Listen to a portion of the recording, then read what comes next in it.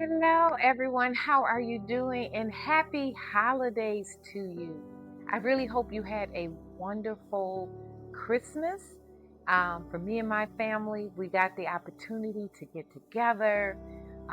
Great food. Oh my gosh, I ate before Christmas. I think I've been eating since Thanksgiving. Oh my gosh. So the new year, I'm not eating anymore. But on the other side, I hope you got the chance to spend some good quality time with family, with friends, or even if you just decided to just do something for yourself. I really hope you took advantage of it. Um, I'm coming on now.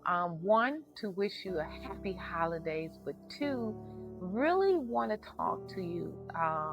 If you're like me and you had the last, for me, honestly, the last 2 months, which was really, really, really stressful, um, that you're allowing this downtime to be able to find a space to really just spend some time with God, to clear your mind, restore your soul and your spirit, man. So that way, when 2026 rolls around, you'll be ready, engaged, and to be able to jump into those things that are set out for you.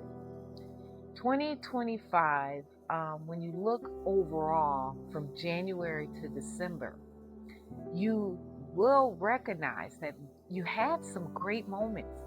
You had some times that you seen the hand of God move in your life. You seen things manifest that you prayed about. And then some things you prayed on and you still haven't seen yet, but you've seen some signs to let you know that God is still working it out. But if you were like me, where I fell into November and December, where the pressure felt like I was being squeezed, where I couldn't move a lot, my mind was all over the place. I became out of character sometimes. Um, but I still had to press my way through it. That's how my last couple months were. So I really am appreciating the silence that I'm going through now. Kids are out the house. I hosted family during the holidays. They're gone. And I really wanted to take this moment of downtime for the next couple of days. To be honest, I thought I was going to be eating and sleeping. Don't talk to me. I won't talk to you. Catch up on some Netflix videos, and I'm good to go. But I couldn't do it. One, I ate way too much food. Like I said, I don't need to eat no more. And two, I needed to be able to restore my mind, refresh my spirit, because it was knocked down hard over the last month or two. That I honestly almost forgot about the good things that did happen in 2025. So, what I decided to do was, well, let me start here. When I was laying in the bed and just appreciating the quiet house and mentally saying, I'm going to just lay in this bed all day because I don't get an opportunity to do that. In the silence is when you really hear God speak. It's hard to hear what He has to say when we have so much going on in our life, when there's so much chaos, so much madness. Even when you're in a prayer time, if the stress was like my stress, you really couldn't just mentally sit back and allow Him to minister to you. Or when you did get a word from church or someone speaking into your life, there was so much else of the weight and the heaviness and the stressors of life going on that you couldn't really receive it. That's the state that I was in. So I got out of bed and I said, you know what? I really do want to spend some quality time with God, especially now that I can feel Him really trying to speak now that everything is quiet and sitting still. In July of this year, I wrote a devotional. No one's heard of it yet because I haven't published it. So I wrote the devotional, and it's called Becoming What God Promised. And I actually took time. It's a 12-week devotional, so it talks about missed promises of God and being able to become what God promised you to be. So when I finished the book, I thought I was going to be doing like I typically do. I've written 5 books so far. After I finish them, you see me come on and advertise, hey, I got a new book, post it out there on Amazon and the other book selling places, and then let it do what God wants it to do.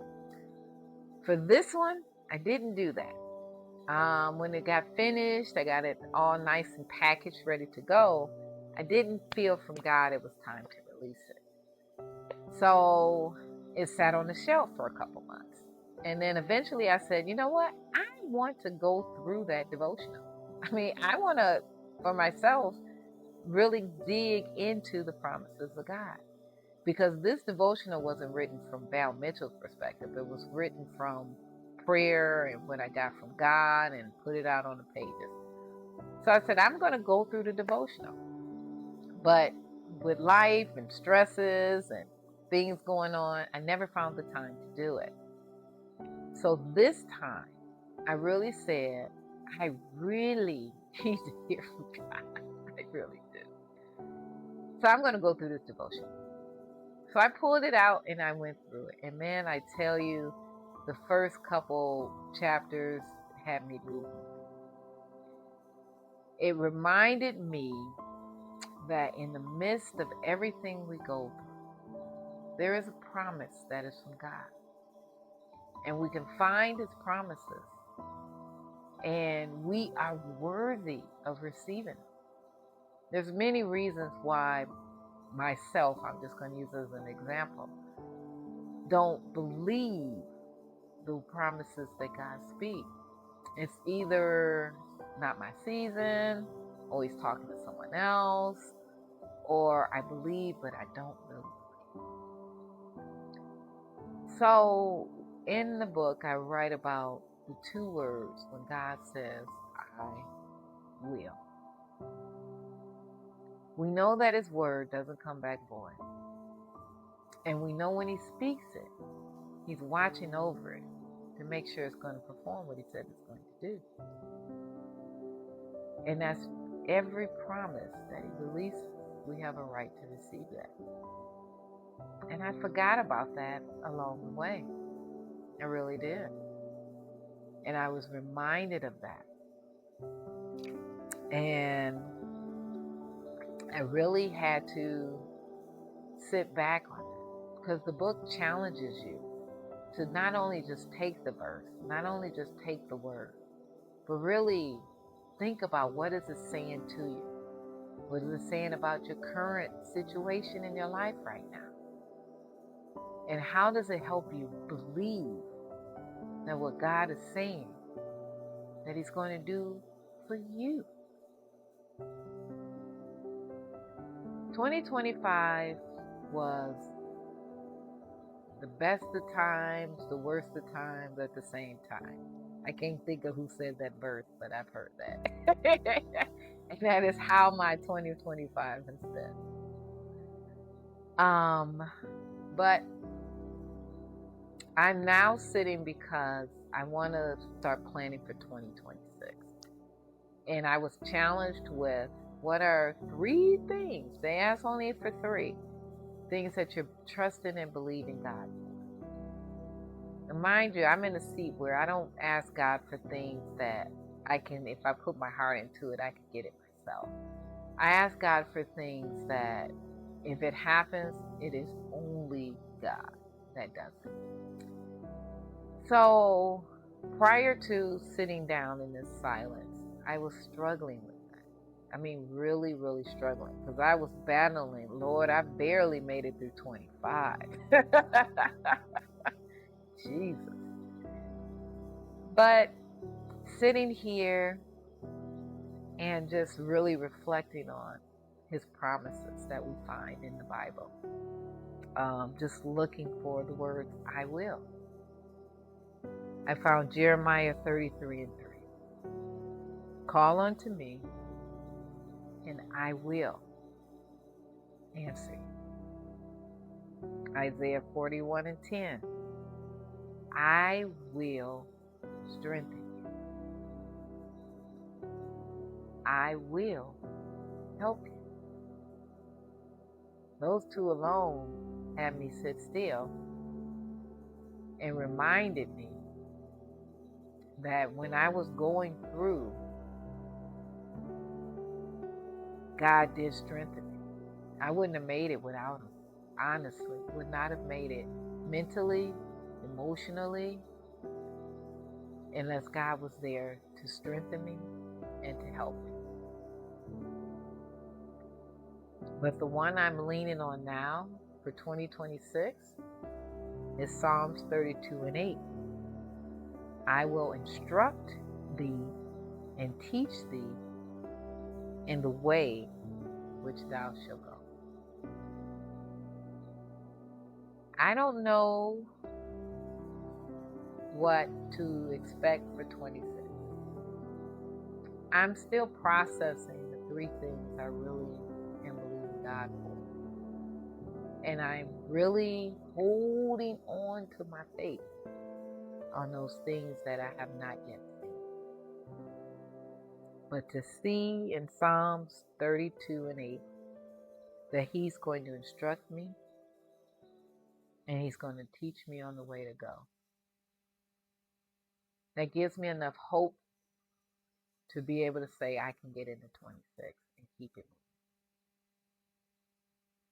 So I didn't want to stay on long. I wanted to encourage anyone that had a tough 2025. First, take a look back from January to December. Do like me. I literally had to go through pictures because I forgot, oh yeah, I did travel to 2 nations this year. I did do some ministry work. My son got into an awesome school. I sometimes you just forget because the stressors of life only keeps you in the moment, and it doesn't allow you to really remember the things that God has done. So reflect on the total picture. You'll get peace in that. Second thing I will remind you is find some quiet time, some stillness, to be able to just sit and allow God to minister to you. Do like me. I'm in a devotional. I got my manuscript here and I'm literally going through the devotional. Whatever you choose to do, find that time. Sit with God. Speak to God. But most importantly, like I'm doing in this silence, I'm allowing God to speak to me. And then third, set your goals for what you are believing God for in 2026. There's a word that's coming out. Many of us, me specifically, I know from my life, this is a crossover season. I've been stretched and pulled and tent enlarged, if that's what you want to call it, in 25 where it hurts. Anytime you pull something so tight that strap starts to wear and starts to hurt. But the capacity has increased. So I'm believing God for something big. Whatever you are believing God for, allow this downtime, these last couple of days before you start toasting in the New Year's on Wednesday night. Sit with God. Find some time, just you and Him in the silence. Let Him minister to your heart. And if you're believing like me in Psalms 32:8, I will instruct thee and teach thee in the way thou should go. Happy New Year. I hopefully will see you soon. We will be back at it on our Facebook Lives in 2026 after the new year. As you can see, I'm lounging, I'm relaxing. And I pray you and yours have a blessed time. I love you. Bye bye.